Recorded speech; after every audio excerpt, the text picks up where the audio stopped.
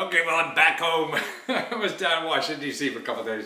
I'm going to start a new one in a few minutes, so if you want to tell your friends or whatever that I'll be here soon with some good stuff. I hope it.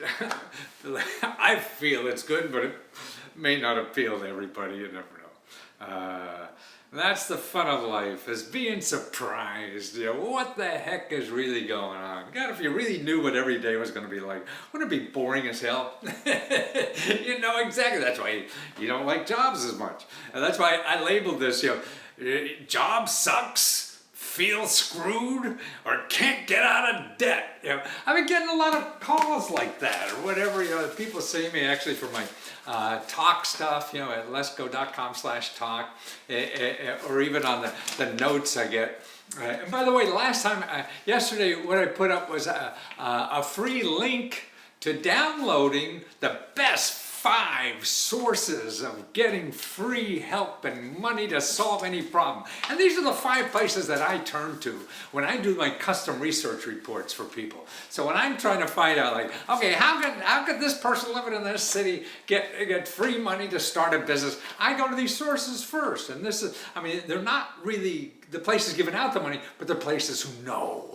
And that's what's good. You know, that's what you need, because it's different in every community. So you got to find the local community place. So whether it's how to get money to live on while you're doing something, these are the organizations that know. So the link was in the last video, and I'll put it up again after this, and all the links that I talk about today will also be in there. So there'll be a bunch of links after this, and you can see the link to download that freebie from my last video I did yesterday. And actually I was down on the mall and it was fun. I love being in people, in crowds of people. I mean, people that I walk around town, people just treat me so nice because of the suit. I'm still the same idiot inside, I flunked English in college and never did very well. But it just makes people smile. It's a neatest thing I think I've ever done, in life, is wearing the suit. And that's why I can't wait to see what's going to bring next. That's the important thing. What is next going to be? And that's what's exciting about life. Not really knowing what's going on, and you're gonna go out and say, well, can Superman survive another day? And that's what we're all trying to do, is, hey, how do we get through another day? And if we do that, man, then we're ahead of the game. And that's the cool part of life, Instead of having, because you can't have plans anymore. Man, everybody, well, I got this 5-year plan, or you go to look for help from, try to get a loan for a business or something like, well, let me see your plan. Shit, you can't do a 5-year plan. Nobody knows what tomorrow is, And it's all wrong anyway. But if the bureaucrat asks for it and they say they're going to give you money if you get one, then you give them a plan. That's the only time. Or your parents, you just, everybody asks for these things and nobody can plan. Nobody knows. So just keep learning. That's the plan you have to have. Okay, now, what's planning, what you see, the headlines today, actually in the last day or two, looking at the paper, I'm an old fart, So I still read newspapers sometimes. And I'm weaning myself out of it because it's so bloody expensive, to get it delivered. So online, but I still get some, real paper stuff. And of course, I live in Washington, so what's Trump doing today? And that takes the 5 lead. But I don't care who's in town. What I'm trying to do is educate people about the stuff that's there. Whether it's Republicans doing it, Democrats doing it, that's a detail to me. It doesn't matter. These are resources, tools that belong to all of us, no matter who the hell's running this country. And I'm trying to educate people about them, because the fat cats know. You saw me downtown yesterday if you were watching this stuff. And that's why it's all full of people trying to figure out and get it changed to their way. Now the budget, well, you see all the news now about Bush's budget that came out. and I should put a link. You can get a copy of that budget online. The government printing office puts it out. Actually, you go to the White House, you go to whitehouse.gov, and you can see all the details of the budget, as much details as they have at this point, but more importantly, who's going to get maybe hurt, maybe not. And the one thing to remember about the budget, it's not happening yet. So whatever the budget is talking about, don't worry about how it's going to affect what you're going to do today and tomorrow, because it won't. This thing is months, years, or whatever away, and it's just tweaking around the edges. So don't let it bother you, But I think in a general sense, what I want to mention a little bit is what's happening in our society and why we elect people hoping that things will change and everything, and they don't. And so that's why, to me, it's looking at big data, what's going on. I don't know if you see this graph or not, but this is like the average income of people. And back here in about 1990, when we peaked at our family income, and then we had the recession over here, and we took a turn down in the toilet, and we're just starting to come back up. So the average family income is still lower than it was in like 1990. So, I'm sorry, about 1998. So 1998, 1999, that was the peak of family income. Since then, it's been going downhill, and it hasn't recovered. We're still way below that 1990. So that's why you feel tight. That's why you got debt. Because you think it'd be coming out of it, and you'd make money again and all that kind of, no, that's over, and that's what's happened. Now, to me, I think, of all the problems we have in this country, and maybe you don't agree with me or whatever, but I think one of the things is that, is where where the resources of our country are going. In other words, if we're as a country together, are we sharing this stuff together or not? What's going on? We're really not growing the same. In other words, are we all in this together and we're sharing in the prosperity or not? And it doesn't look like, and I think that's why people get pissed. People are angry, people are in debt and can't get out of debt. I mean, and the system seems to be a little more rigged. I mean, look at this. Okay, this is data, this is the top, now listen to this, 0.5%, okay? This is the line down here, the percentage of the 0.1%. That's 1 out of 1,000 taxpayers. Yep. How much wealth they get of our total wealth. In other words, so we as a country are creating wealth, right? And that's what's neat about America. You can come to this country and create wealth. Okay, who's getting the wealth that we're all creating? Okay, this is what this shows. Okay, down in the bottom, okay, back in the 1920s, the people who were like 1 out of 1,000 people, okay, they're the richest people. Okay, 1 out of 1,000, that's 0.1%.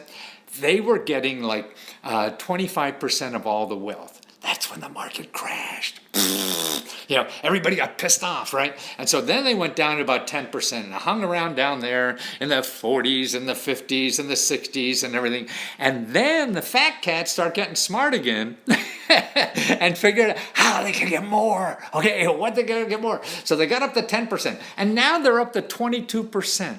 So this is like, 0.1% of the country is reaping 20% of the wealth. Okay, now what's 20%? What's 22% of the wealth? That's the same amount. See that line on top? 22% that is now crossed what the rest of us 90% have. So now 90% of the country has the same amount of wealth as 0.1%. So 1 out of 1,000 people have the same amount of wealth as, I guess it's 900 people, So 1 equals 900. So in the long time ago, see, it was bigger. I mean, not a long time ago, back in the 60s, 50s, 60s, 70s, 80s, it started changing like in the 80s and 90s, how they started getting more and more of the percentage of wealth. That's why I think people are pissed. Why am I working so hard, trying to contribute so much, and what am I getting out of this stuff? Nothing. I'm going nowhere. Who's going somewhere? These fat cats, right? The top 0.1%.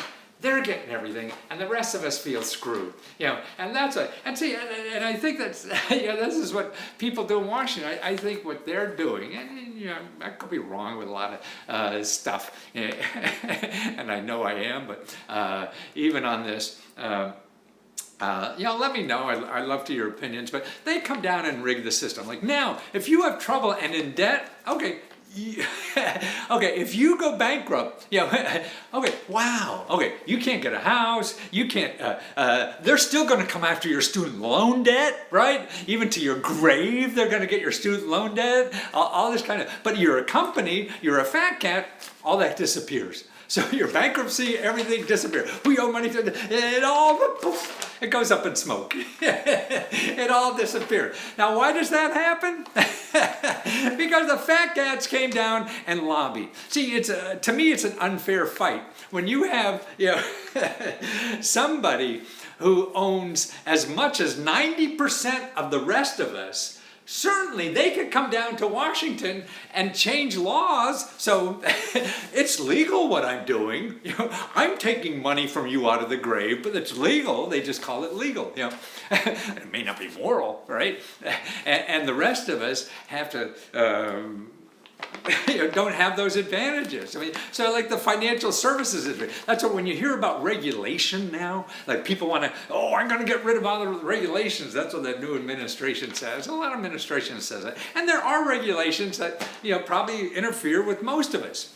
But to tell you the truth, it looks to me that the ones they're after are the ones that affect the fat cats. It's sort of like the financial services industry. Like they already changed something that they passed along like a couple of years ago, or made it illegal for financial advisors to lie to you. Now, to me, it was amazing that we had to have a law that they can't lie to you. But they did, because it was so bad. People, financial advisors would come to you, you better invest in this, and they were making you invest in stuff because they were making more money out of this than they were out of something that was better for you. So there's a law, I think lawyers have to follow it, and bankers and other, I think it's called fiduciary responsibility or something like that. Well, they have to have your interest in mind. And they made that true for financial advisors. They got rid of it a couple weeks ago. No, it's okay to lie now. So you got to be careful in them waters. That's right. And now they want to get rid of like the Dodd-Frank that regulates the banks and the financial services. And sure, there's probably pain in the ass stuff there, but. Listen, the financial services industry, I mean, they represent 25% of all the profits. So the financial service industry already gets 25% of all the profits in our country, and they only employ 4% of the people. Okay, so who's getting all that money? Fat cats, the people upstairs. So if they could get a law to get rid of that and make more money for a lesser amount of people, they're going to work their butt off, and they have the money to do it because they already have as much money as 90% of the rest of us, and they're only 1 out of 1,000 of us. So that's why, to me, it looks like an unfair fight, doesn't it? No, that's not fighting fair.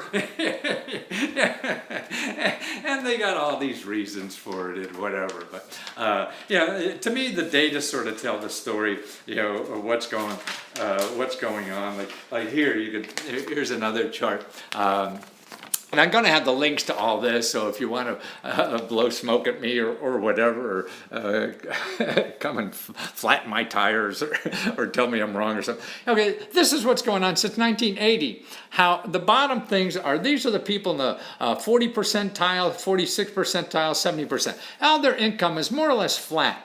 since 1980, 80 to 90 to 100, 110. So that's 35 years. It really didn't go much more. Yeah. And now look at the top folks, man. There's a top 1%, man. They've grown 3-4 times.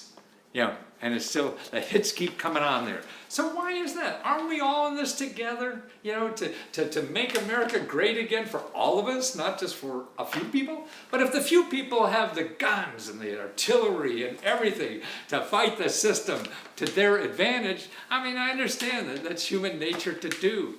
But what happened to things like, Christian values and love thy neighbor?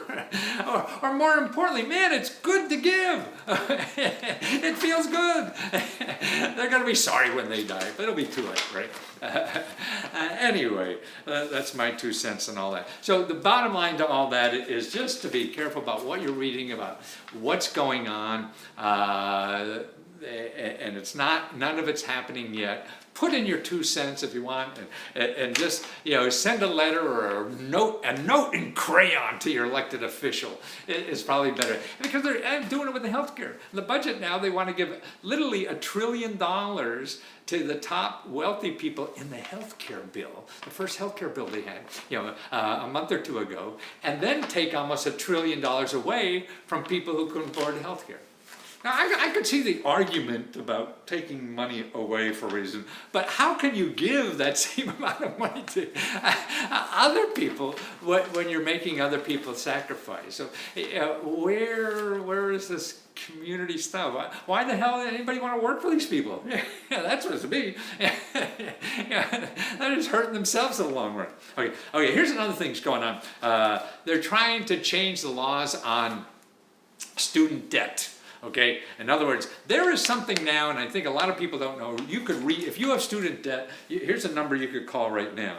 Okay, you could redo your student debt, like only pay a small percentage of your income. So like if you got a student loan years ago and you're making money and you're paying it, and now you have less money, you could call this number and figure out how to reduce it to just a small percentage of the amount of money you're making now. See, and that's a good deal.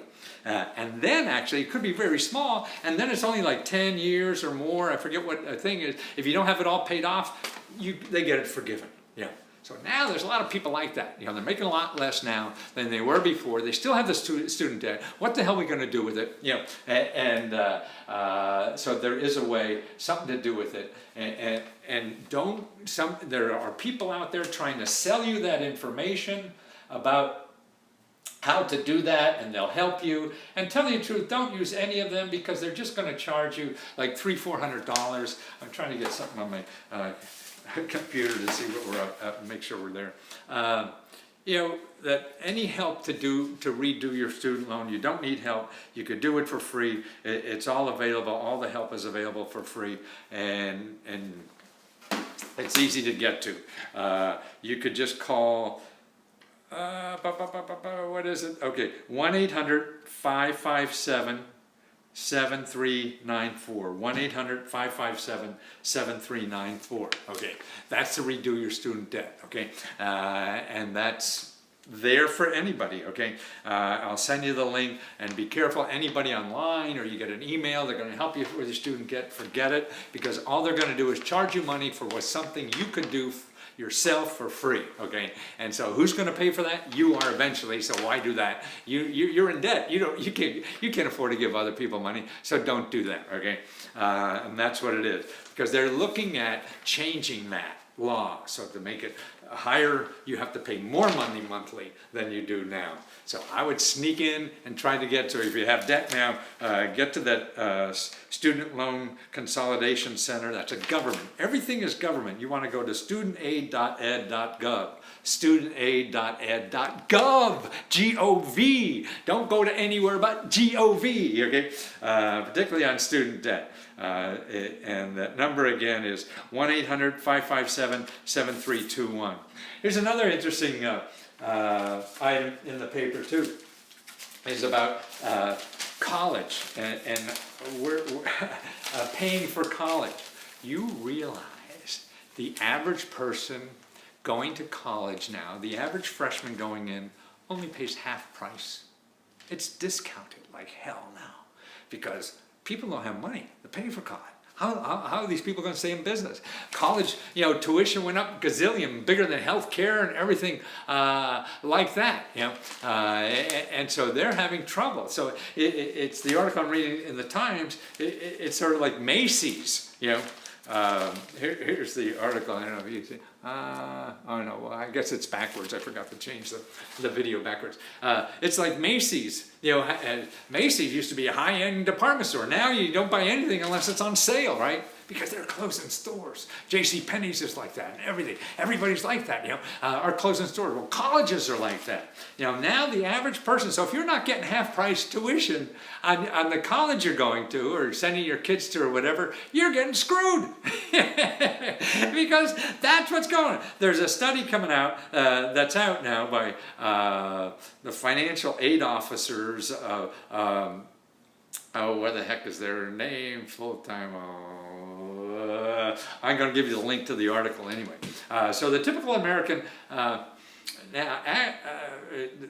typical American losing money, making money, They also, now just earlier, a couple of years ago, it was only 40% discount.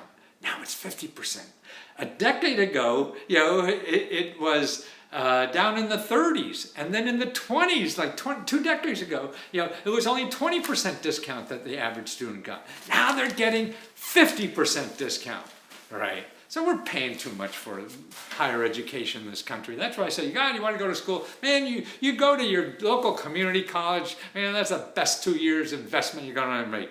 These people, these big colleges were investing in buildings and gymnasiums and everything they can't afford to, and they're trying to rip you off for it because they felt they needed those fancy buildings for you to come to school and get money to borrow to come to their school. No, don't do that.